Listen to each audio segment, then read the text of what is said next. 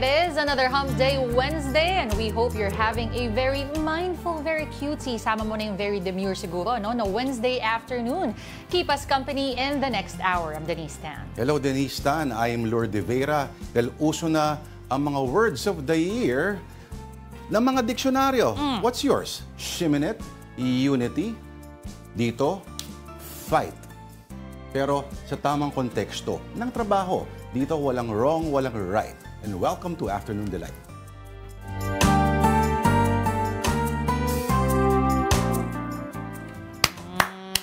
Bilis ng oras. Ang bilis ng panahon. Oo nga, sabihin natin, yung binanggit ko pa naman kanina, mindful. Parang hindi ko ata napansin, no, na patapos na ang Nobyembre. Actually, o nga, ang misteryoso dyan, yung mindfulness kasi, is supposed to parang keep you in touch with what's happening. Correct. Being in the present. Pero wali. Pero pag, yun nga, yung papapansin mo pag hindi ka nagpe-pay attention, parang gaganon, or sobrang tagal. Pero sa pagkakataon to, ang bilis talaga eh. Sobrang bilis talaga. Akalain mo yun, 3 araw na lang, Pasko na. Ay, hindi pala. Disyembre na. Well, kasi naman dito, talaga, September 1 pa lang, Pasko na nga. Ihirit pa sana. Kung may Halloween pa, tapos sa pala Halloween. Tapos na rin, oo. My God. Okay, so, ang ating delight of the day ay fish crackers. Bakit na nga ba talagang fish crackers? ikinatuwa ko. Bakit fish crackers? Ay, hindi ko alam kung bakit. Pero siguro ito, no, isa kasi ito sa mga favorite na kainin ng mga kababayan natin. Pag, whether ikaw ay nanonood ng sine, o kaya ikaw ay nanonood ng game, o nasa biyahe. For some strange reason, natin. Meron akong instinct na basta may fish crackers na nakalagay sa mesa, kukunin ko siya. Kukuha ako. ASMR. Sige nga. Ayan, direct, oh. Yan, oh. Diba? Sana nadidinig nyo. Mamaya, ubos niya. Wala akong pakialam kung puro harina lang yan. Bakit yung pizza ba? Puro harina din naman yan. Puro harina lang din naman. Pero may halo namang konti yun. Ito, kung ilang porsyento yung totoo niyang isda, wala rin akong pakialam. Oo. Basta masarap. Naku, lalo na pag... Ito masarap na parts ang medyo darkened kasi maraming pepper. Kaya lang, nakakahiya naman, bubutlat-latin ko yung... Hindi, basta nandun sa mga bandang ilalim. Oo. Nako, Sakto fish crackers baka mo. Oo. Ang kinakain ng world's oldest man. May kinalaman sa fish. Totoo ba? Pero hindi rin eksakto na gaya na iniisip ninyo. Okay, what is in store for our viewers today, Tita Denise? Naku, madami tayong pag-uusapan, no? Pero syempre, umpisahan muna natin with our stories on social media. Unang-una on onenews.com. Duterte supporters flocked to EDSA Shrine yesterday, Tuesday, ng hapon. Oo. Ay, nasaan na ba? Ito.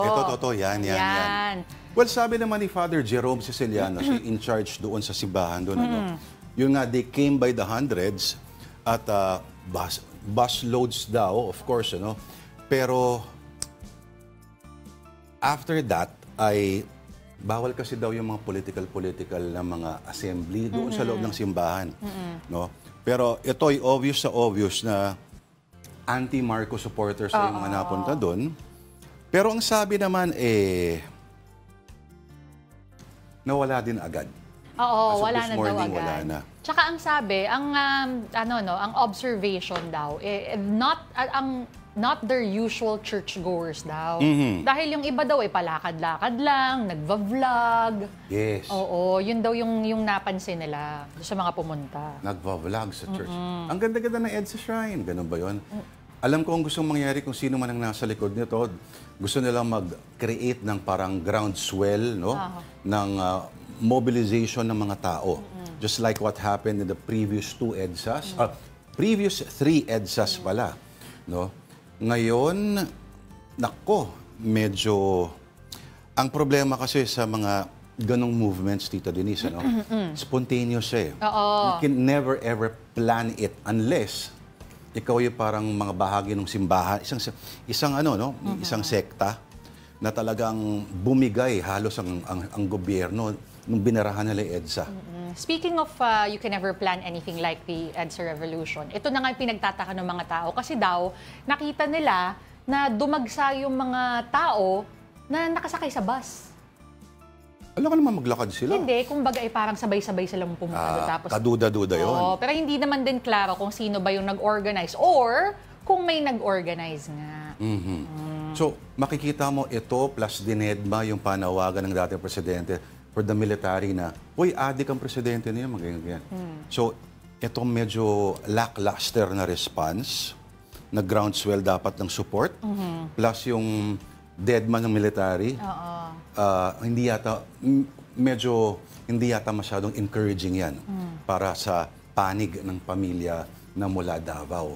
Pero kasi Tita Denise, kung isipin mo, yung EDSA 2 din naman, sabi mo, isipin mo, this happened pa before the age of social media. That's right. Puro text messaging lang yun. Isipin mo.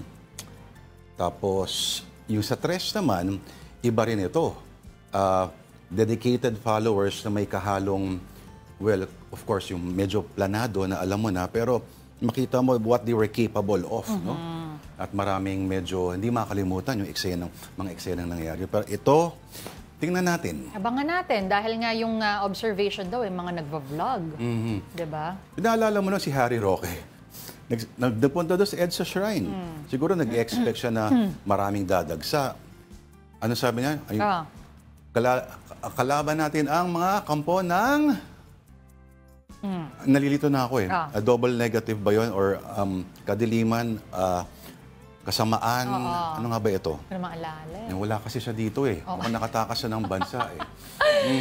Okay, moving on to... Yeah, speaking of EDSA. Eto na nga. Alam mo, magkakadugtong itong mga items natin ngayon. Magandang pagkakatawid dito. Headline of the Philippine Star, Senate honors Juan Ponce Enrile, who's now the Chief Presidential Legal Counsel. Ayan.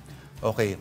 As early as last week, ang Senate President Jesus Escudero ay gumawa ng panukala, no, na binibigyan parangal nga itong minsan ding naging Senate President Juan Ponce Enrile. Well, tuusin mo, the world's...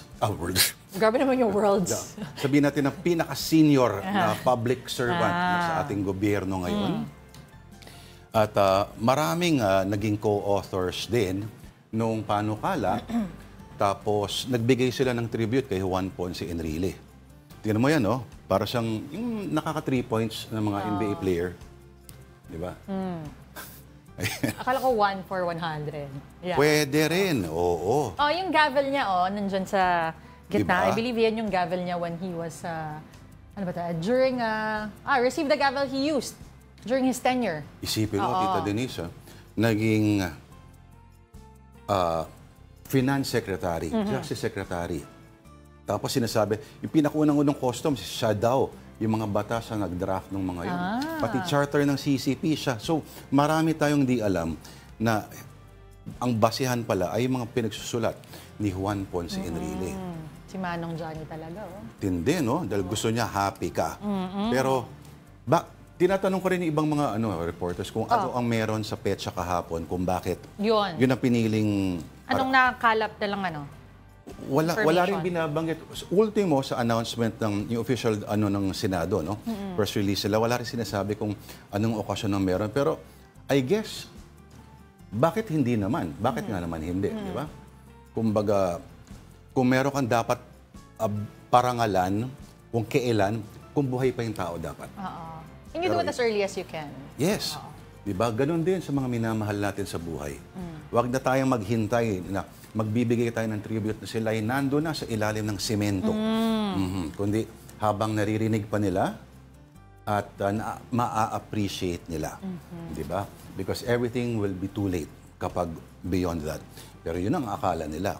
Dahil mauuna pa silang lahat kay Juan Ponce Enrile. Ay, grabe siya. Okay, sige, punta tayo sa susunod dating storya on the Philippine Star via Life. World's oldest man dies at 100... Ay, sa segue, dies talaga. Ayun, passes at 112. Nagbabasa lang tayo. Passes at 112 according to the Guinness World Record. Siya si John Tenniswood. Siya po ay taga Liverpool sa England. Mga kabayan to ng Beatles. Biruin mo. Ang sikreto niya raw for long life, balance. Everything in moderation. Correct. Pag sobrang exercise, makakasira sa katawan. Kakulangan ng exercise, sira din ng katawan. Pero alam mo, he has one thing in common. I think with most centenarians, exception lang si Juan Ponce Enrile. They lead a rather, I wouldn't say boring lives, pero alam mo yun, yung wala masyado excitement sa buhay na nasa gitna lang. Baka ano yun, better way to say it na lang siguro is less stressful lives. Less stressful. Ito for the longest time, after he served in the war, ang naging trabaho niya ay accountant sa dalawang oil firms, Shell at British Petroleum. Pero makikita mo na wala raw siya particular diet na sinusunod. Pero every Friday daw, he would eat fish and chips. Baka pampahappy na din kasi yun. Kasama na sa routine niya. Pwede bang pinaghalong fish and chips ang resulta ay fish cracker? Ito, naku, parang sarap tuloy ng fish and chips. Ako nga, no? Paki-comment po, guys.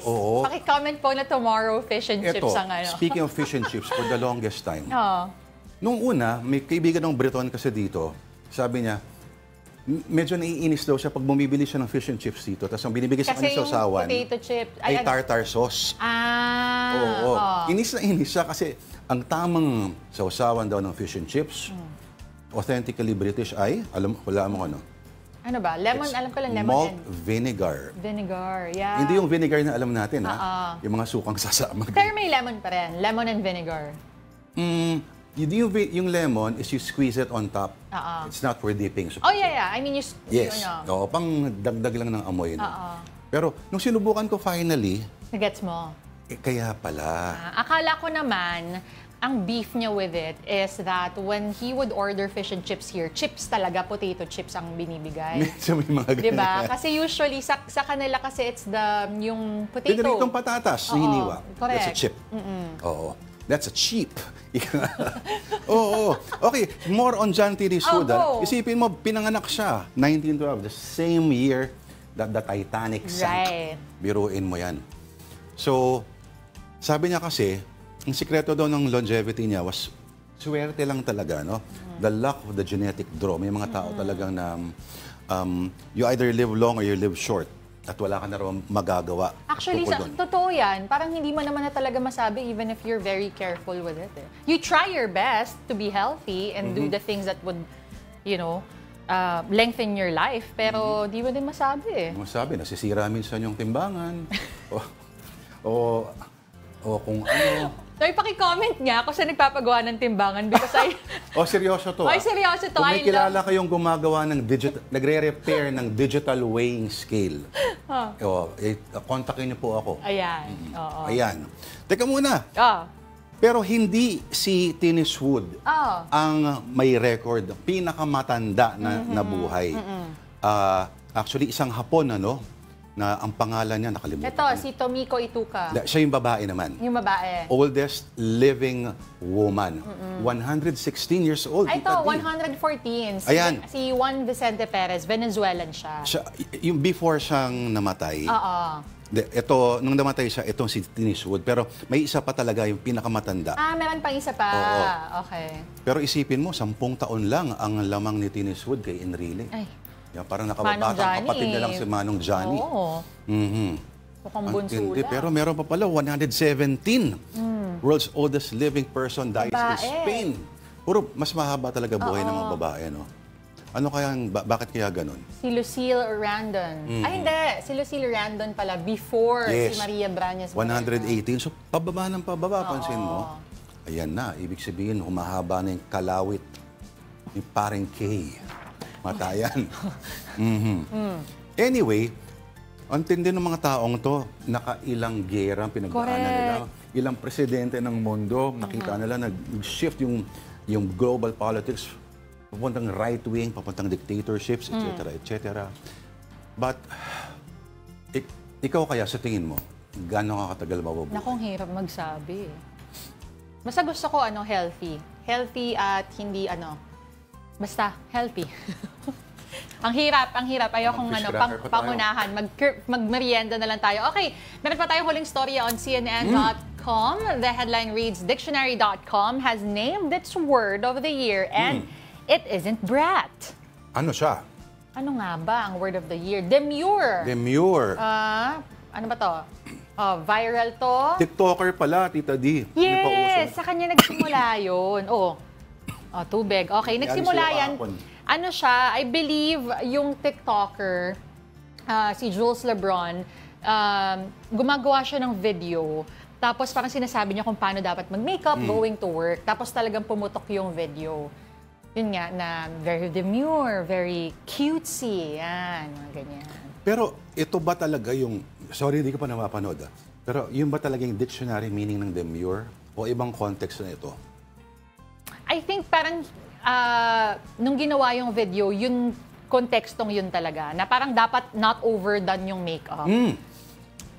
Very demure, very mindful. Ang mindful ay yung word of the year ng Cambridge. Na pinag-usapan natin a few days ago lamang, Tita D. So, tingnan natin, itong dictionary.com kasi, tama nga ba? Tama. Isa sa mga pinakasikat na online dictionary platforms.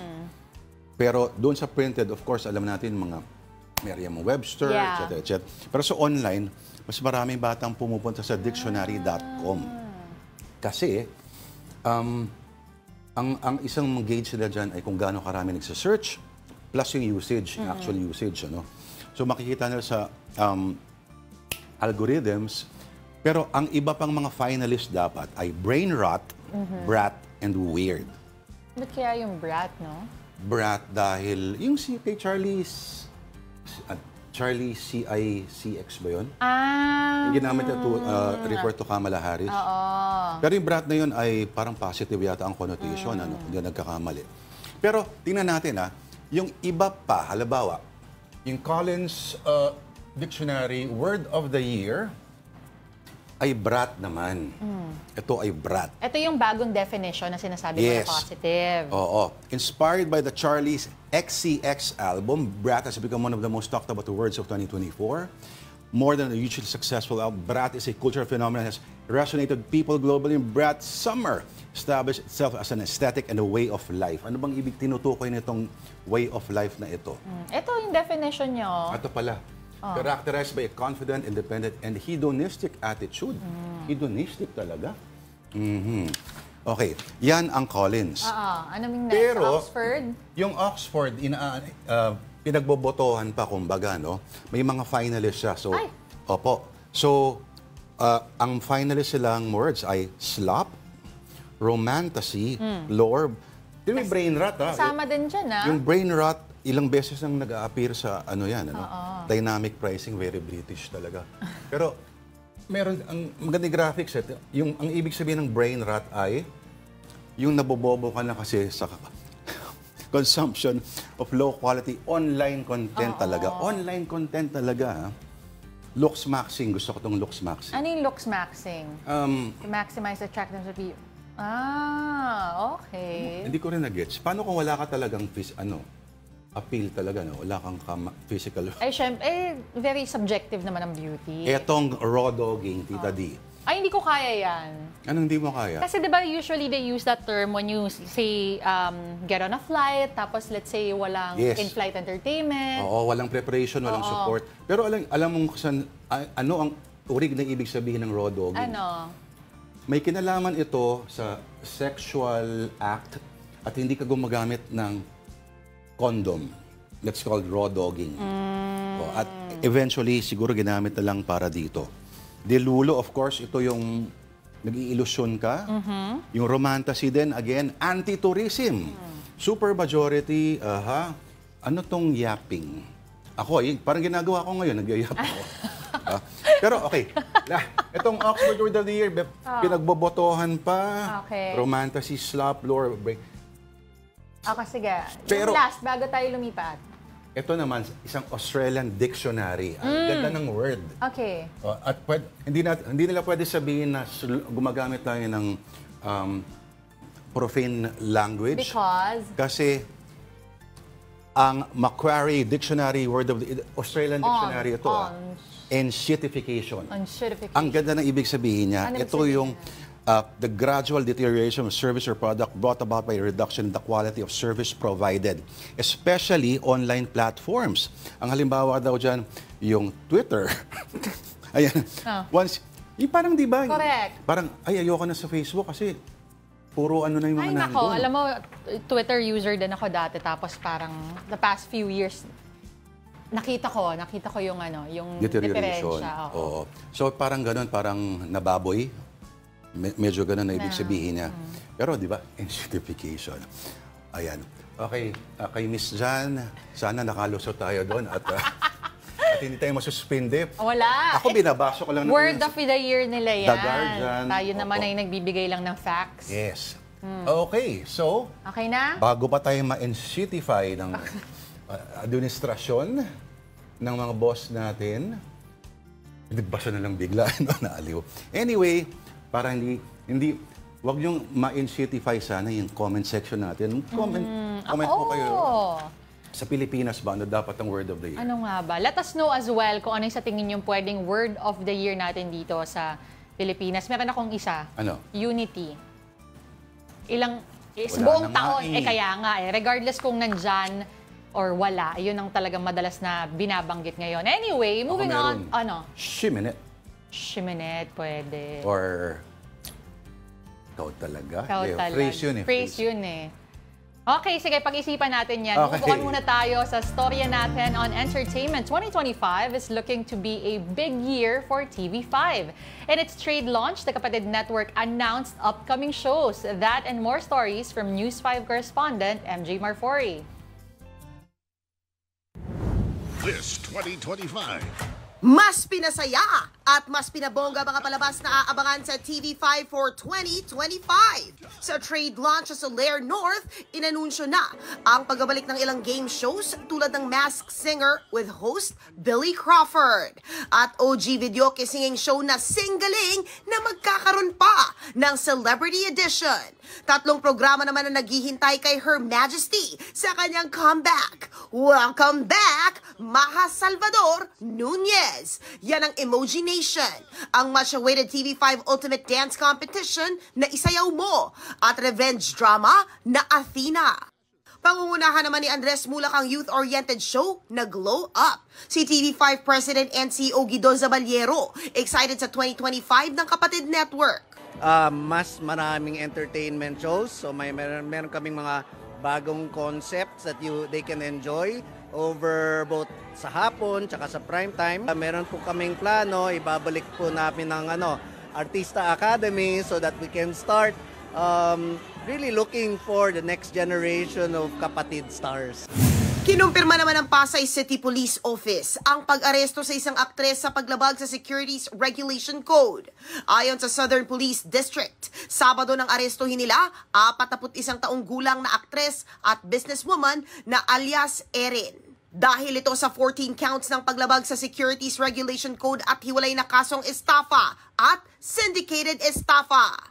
Aabot sa 1.7 million pesos ang kabuoang halaga ng piyansa para sa paglabag sa Securities Regulation Code. Naunang ibinahagi ni Quizmo sa host OG Diaz sa kanyang vlog sa YouTube ang pagkaaresto umano kay Neri Naig Miranda, ang asawa ni parokya ni Edgar Singer, Chito Miranda. Wala pang sagot si Neri sa issue. May tago. Alright, huwag mo na ikahiya yung kinuha mong mahabang fish cracker, Tita Denise. Binabati natin kasi lahat ng nanonood sa Afternoon Delight via live streaming on Facebook, YouTube, or TikTok. Pati na rin po sa cable or sa mga app. Mga kapatid, lalong-lalo na yung tatay ko nanonood. Ay, hello, Tito. Good evening, Dad.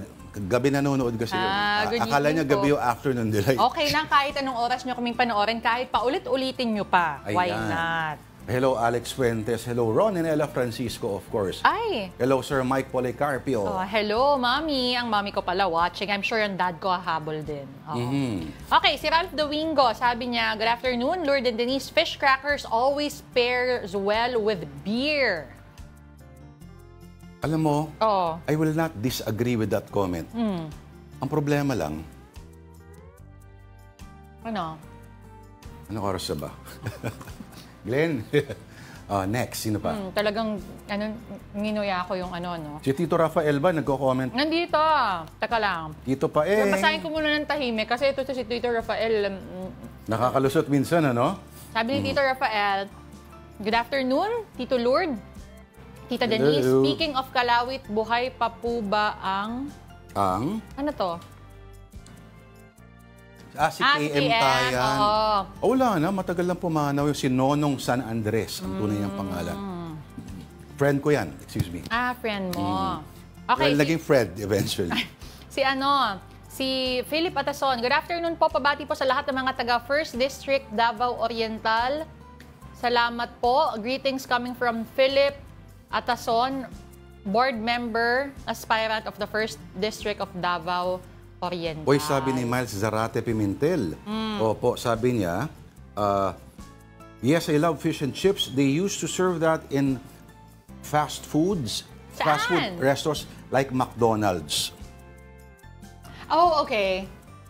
May naalala ka ba? Sorry, fish crackers yung nag-register sa utak. Okay. Pero fish and chip. Baka sa Baka fish sandwich. Ibang bansa. Baka ibang bansa. Oo nga. Oo. Si Hey Epic. Okinawa, sobrang daming matatanda. Yes, may titatawag silang Okinawan diet. Mostly fish and rice. Very minimal red meat. Si J533T, Vlogger Summit at the EDSA Shrine. Correct, nabasa ko rin yan. Vlogger Summit. Elmo Cardenas. Ano sabi? Sabi niya, beautiful Ma'am Denise. Ay, hello. From Montalban, Rizal. Hello po sa lahat ng mga taga Montalban. Baka yung mga, sanay kayo makakita ng mga engka-engkanto dyan sa may dam. Kaya kayo nabibighani kay Denise. Diwata Okay naman po. atashi. Yes, hindi na engkanto.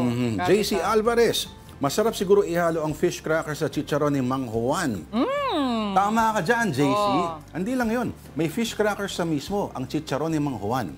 Fish crackers ni Mang Juan. Anong dami nagko-comment sa atin, no? Mamaya babatiin ulit natin sila. Sige, may pahabol ka ba, Lord, bago tayo mag... Sabi ni Mao Nataya, Piatos Word of the Year. Pwede. Hindi pa nagmasyadong nag-pick up Brat, sabi ni Hey Epic, di ba yan yung Tagalog slang word for... Toot? Pag si Tita Denise, malamang yung bumanggit. I don't want. Okay, time out muna. Marami pa kaming kwento sa inyo. Magbabalik po ang Afternoon Delight. Good afternoon. Today I have some good news to report from the Middle East. I just spoke with the Prime Minister of Israel and Lebanon. I'm pleased to announce that their governments have accepted the United States proposal to end the devastating conflict between Israel and Hezbollah. I want to thank President Macron of France for his partnership in reaching this moment. Under the deal reached today, effective at 4 a.m. tomorrow local time, the fighting across the Lebanese-Israeli border will end. Will end. This is designed to be a permanent cessation of hostilities.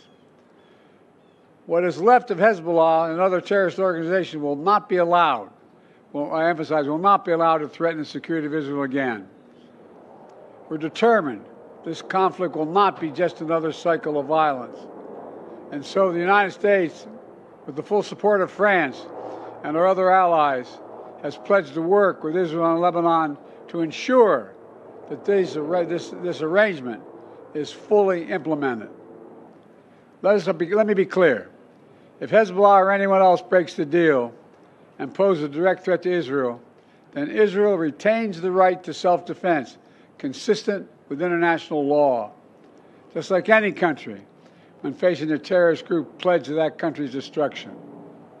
At the same time, this deal supports Lebanon's sovereignty, and so it heralds a new start for Lebanon, a country that I've seen most of over the years, a country with rich history and culture.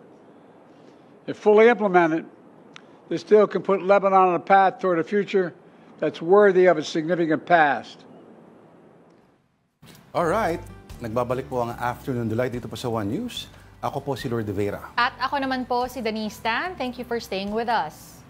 Vice President Sara Duterte says she is ready to appear at the NBI to clarify the kill threat she made last week against President Bongbong Marcos, the First Lady, and the House Speaker. Meantime, she's not only getting support from allies in power.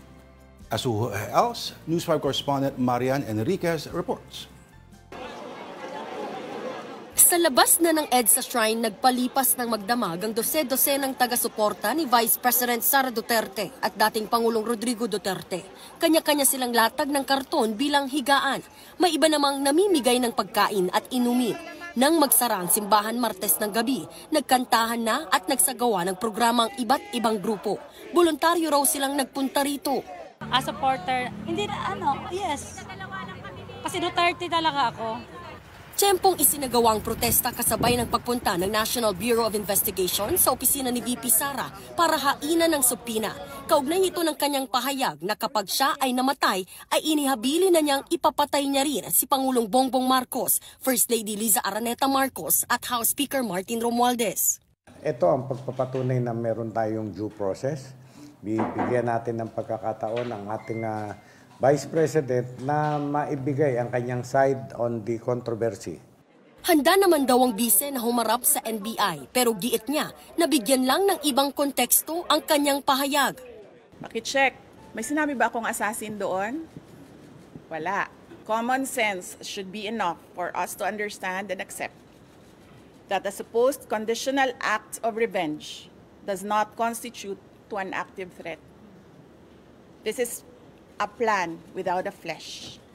Sa gitna ng issue, nanindigan si VP Sara na hindi na makikipag-ayos sa dating ka-unit team na si PBBM. Hindi ako tao na nagpapaareglo. Tsaka hindi ako tao na nabibili ng pera. Ang Armed Forces of the Philippines naman, tiniyak na tuloy sila sa trabaho sa gitna ng tumitinding bangayan sa politika. Noong Lunes lang din kasi ay nagpahapyaw si dating Pangulong Rodrigo Duterte sa mga sundalo at pulis kung hanggang kailan susuportahan ang aniyay isang durugistang presidente. Sagot naman ng AFP, The Armed Forces of the Philippines is a non-partisan organization. We respectfully request that we are shunned away from political issues. At this point, sir, there is no need for loyalty checks. Ang Chief of Staff naman ni VP Sara na si Zulaika Lopez na nakakonfine sa Veterans Memorial Medical Center, plano raw na questionin sa korte ang extension ng contempt sa kanya ng Kamara. Ang sabi niya, she'll take legal steps because yung nanay niya is used to work for the courts in Davao City. So merong alam sa batas. In court cases, yung mother ni Yusek Lopez. So, yun din ang sabi ng mama niya. We want to take this to the courts. Para naman sa isang mambabatas, maaring maharap sa technical malversation o plunder si VP Sara dahil sa questionabling paggastos sa confidential fund ng kanyang opisina. Gayon din ang Special Disbursing Officers at Security Officers ng OVP at DepEd. Even if assuming po na yung pondo na dinaan para sa confidential funds ay ginamit for public use pa rin, let's say, for example. Pero dahil hindi sumunod sa strict procedures, I believe this is technical malversation. But worse, if this was taken for personal gain, if this proven fictitious at erroneous yung ARs to justify the taking of this amount, that could be malversation proper or worse, plunder. Kasi lampas na po ito sa 50 million. Para sa 1PH, Marian Enriquez, News 5. At this point, we give you a quick rundown of more stories on One News. The Senate has retained the slashed budget of the Office of the Vice President amounting to 733 million pesos. It also removed the 39 billion pesos allocation for the Ayuda sa Kapos ang Kita program or AKAP. Finance Panel Chairman Grace Poe said the budgets for the OVP and AKAP will be finalized during the bicameral deliberations. Earlier, the upper chamber approved on final reading the proposed 6.3 trillion peso national budget for 2025. Anti-poverty czar and disbarred lawyer Larry Gadon has filed a disbarment case against Vice President Sara Duterte. In his complaint, Gadon cited Duterte's expletives and death threats against President Marcos. He also said that he regrets supporting the Duterte family and called on the VP to resign. And President Marcos has returned from his one-day working visit to the United Arab Emirates. He described the trip as, quote, short but productive. Marcos and UAE President Sheikh Mohammed bin Zayed Al Nahyan discussed agreements on culture, energy transition, and investment cooperation, among others.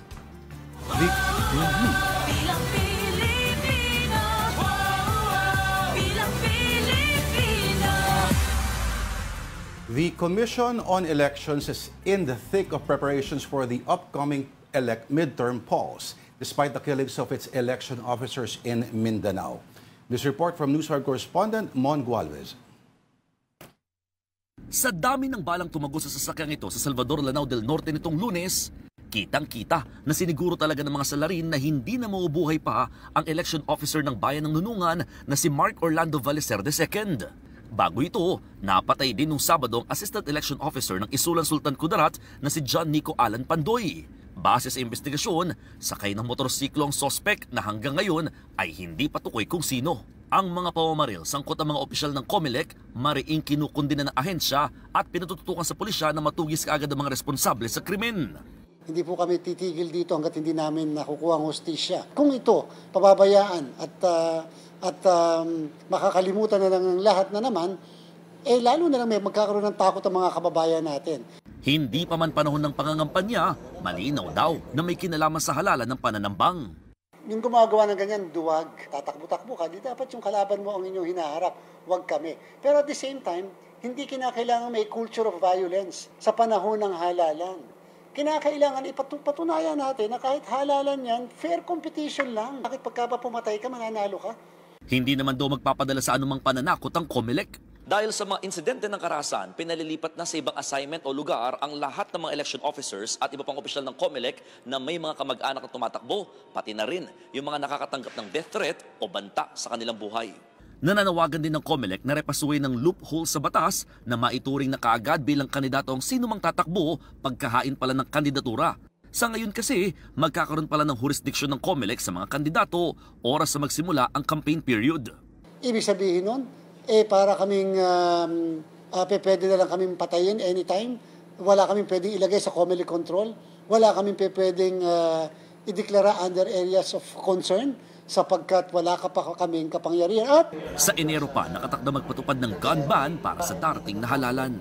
Hindi po kami titigil dito hanggat hindi namin On to another hearing that recently wrapped up, that of the Senate's offshore gaming. There were a few more revelations that came out of the inquiry of the panel led by Senator Risa Hontiveros. The details from News 5 correspondent Mean Los Baños. Ipinresintan ni Senadora Risa Hontiveros ang web map na ito sa huling hearing ng Senate Committee on Women and Children tungkol sa POGO operations. Idinetalye rito ang mga nakinabang umano sa iligal na operasyon ng POGO sa bansa. Nasa pinakaitaas si dating Pangulong Rodrigo Duterte, nasa ibaba niya si dating Presidential Economic Advisor Michael Yang at isang Lin Wei-Xiong. Habang makikita rin sa itaas ang isang Ma Dongli na konektado sa self-confessed Chinese spy na si Xie Zhijiang na iniuugnay naman kay dating Bamban-Tarlac Mayor Alice Go. Ayon kay Hontiveros, ginamit ng mga personalidad na ito ang POGO para sa personal nilang interes. No, this is not a witch hunt. Hindi po ito tokhang. Yung nakasanayang nyong gawi, huwag nyong ibintang dito. Hindi naman nakadalo si Alice Go sa pagdinig ng Senado kaugnay sa POGO ngayong araw. Hindi kasi siya pinayagan ng Regional Trial Court Branch 167 dahil may kasabay siyang pagdinig sa korte kaugnay sa kasong qualified trafficking laban sa kanya. Pero si Senadora Hontiveros may mensahe para kay Go. I leave your fate, Ms. Go, up to the courts. And I look forward to the day you face justice. Giit pa ng Senadora, walang dinala ang POGO sa bansa kundi bangungot, lalo't na abuso ang mga procedure sa birth certificate, immigration, passport at visa applications. A web of people who used POGOs for their own selfish interests, their own personal gain, all at the expense of the Filipino people. Walang dinala dito ang mga POGO kundi bangungot, including large-scale scamming, corruption, kidnapping, torture, prostitution, and human trafficking. Lumabas din sa pagdinig na nagagamit ang ilang POGO hub para magpalaganap ng maling impormasyon. Nagimbal din ako sa impormasyon. Mukhang hindi lang sugal, scamming at trafficking ang pakay ng mga compound na ito, kundi fake news din. Sinigundahan ito ng National Intelligence Coordinating Agency o NICA, lalo't may na-monitor daw silang Chinese influence operations sa tinatawag nilang Malign Influence and Foreign Interference Operations o MIFI. Hindi lang sa Cagayan Economic Zone kundi sa lahat ng 17 na rehiyon sa bansa. We cannot discount the possibility that these POGO hubs are also operating as dual-use entities. Parang SIM card Yes, Madam Chair, because if you look at it, kung pwede ka pong mang-scam, diretso po doon sa mga individual subscribers, pwede ka rin pong mag-push ng misinformation and other information via SMS. Para sa 1PH, Mean Los Baños, News 5. You're still watching Afternoon Delight on One News. It is time for another breather. We'll be right back.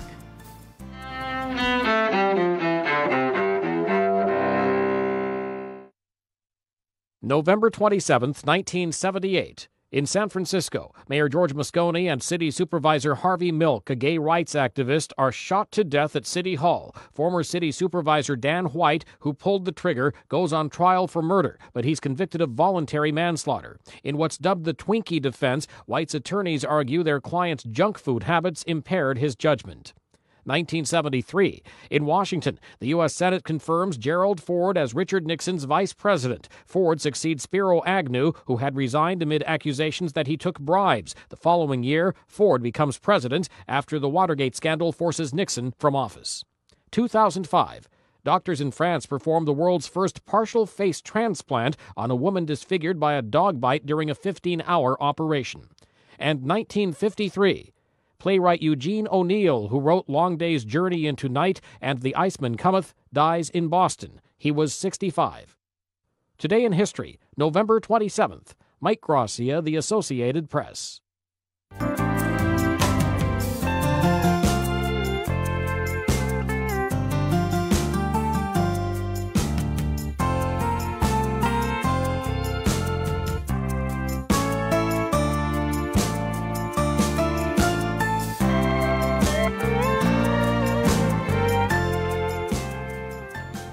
And we're back. You're watching Afternoon Delight. Ako po si Denise Tan.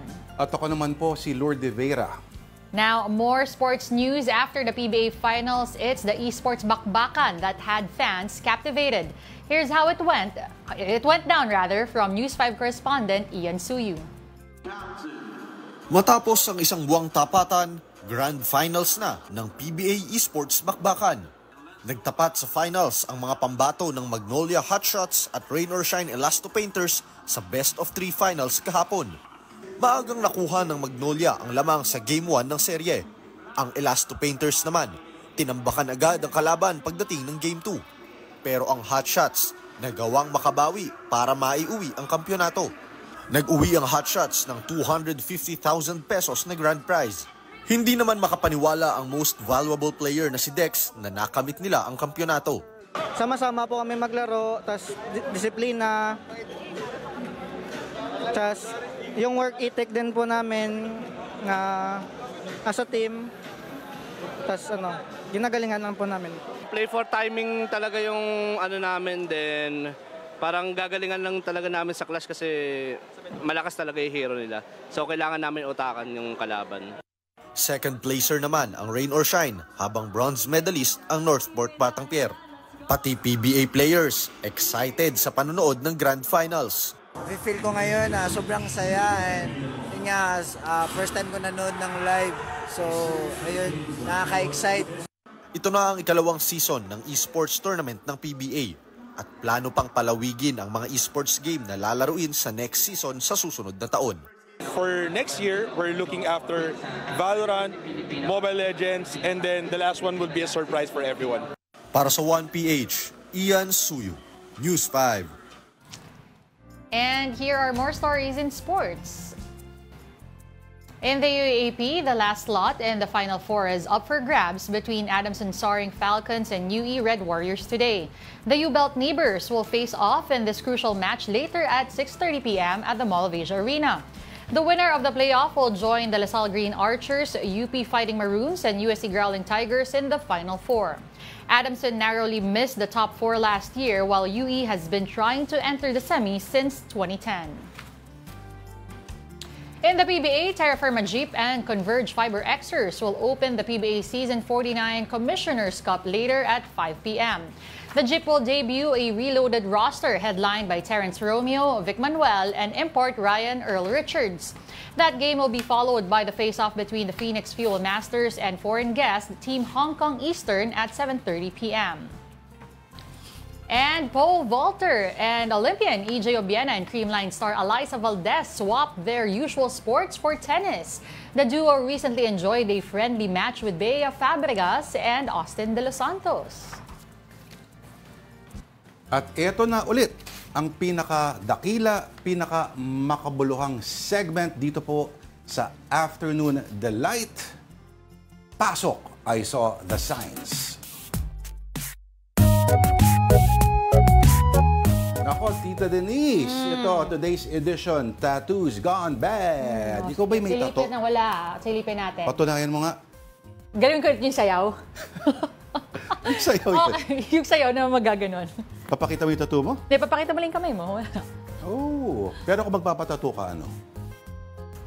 Hindi ko alam eh. Logo ng fish cracker. Grabe naman. Wag naman. Paki-imagine. Oo, naalala ko yung kaibigan ko si Tado noon, gusto niya magpatato ng mapa ng Green Hills. Green Hills, the shopping center? Oo, tapos may shell. Tapos kabila, electric fan. Wala lang. No reason. Okay, sige. Ito naman, tattoo fails. Pakibasa, Tita D.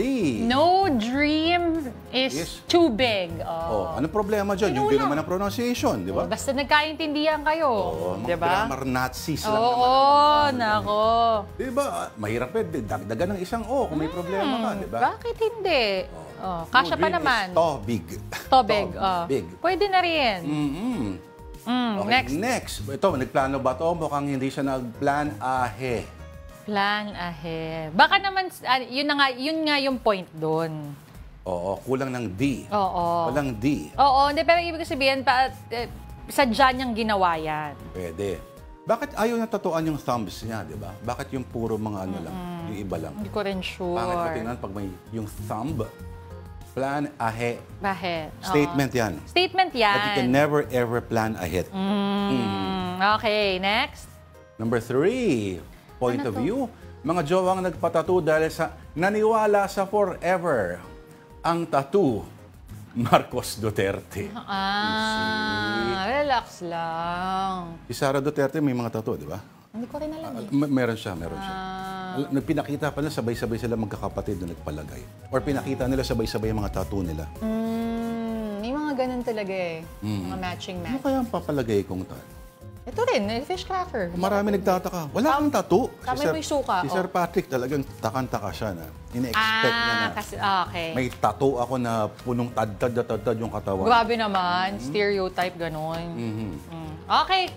Meron po kayong mga nakita mga signs nakakatawa. Please send them to us, afternoondelight@gmail.com. May oras pa tayo, mga musta, ha? Mike Policarpio, sir. Ang tanong niya sa'yo. Tita D. And then, natanong na pala kanina kung inabot mo ay Bisuto. Bisuto prawn crackers. Hindi ko maalala. Alam mo. Pero parang alam ko nga yun yung parang bilog. I-fry that thing. Teka muna, ba't parang nawala yung mga... Ayan, maunataya. Yata sa word of the year. Takumi, dapat may suka with sili. I guess you're describing the fish crackers. No? Alex Manansala. Happy Hump Day. Pwede raw sa hideout yung menu for today. Opo, Alex Manansala. Tito Denise, pwede po ba pan-neck crank ala UFC? Ano yung neck crank? Yung... Ganon. Yan. Kaya mo yan? Hindi. Ginawa ka lang sa... Minsan natsatsambahan ko siya. Talaga? Oo, nagugulat ako sa sarili ko. Hindi ko na maulit. Eric Moico, burrito with fish crackers. Pwede. Burrito with fish crackers. Kasi kung yung usual pork tacos, nilalagyan nila ng chicharones, di ba? Bakit hindi alam ba? Mga fish tacos. Pwede rin. Teka lang, ano ba? Ayaw lumabas mga comment sa akin. Opo. Ayan. Kay Donsky Graho, yung niluluto pa, bisuto prawn crackers. Tama yan. Actually, hindi lang prawn ng flavors siya ngayon. Meron din mga vegetables. May onion, may garlic, etc. Ano, yung mga ganito? Yeah. Yung parang sa bisuto. Pero yung ganito klase, mahirap gawin sa bahay. Ay, nahulog sa suka. Pwede pa yan. Ayoko na paano ko hawakan. Hindi, pwede pa yan. Hindi na Patapos crunchy. naman tayo. ASMR, pang ending. Gawa mo nyo. Sarap. Nung una kasi, shock na shock si Tita Denise sa idea na binababad sa suka yung fish crackers. Hindi naman. Nasanay lang ako na pwede mo siyang kainin as is. Kasi una ko itong nakikita before, nung bata ako, sa yung binibenta sa kalye. So, syempre, di naman para magbukas ka pa ng suka sa loob ng sasakyan, di ba? Anyway, that will do it for us po this Wednesday, November 27. Eka lang. Thank you for watching Afternoon Delight. Ako po si Denise Tan. Join us again tomorrow, 2 p.m. Ako po si Lourdes De Vera. Have a delightful afternoon.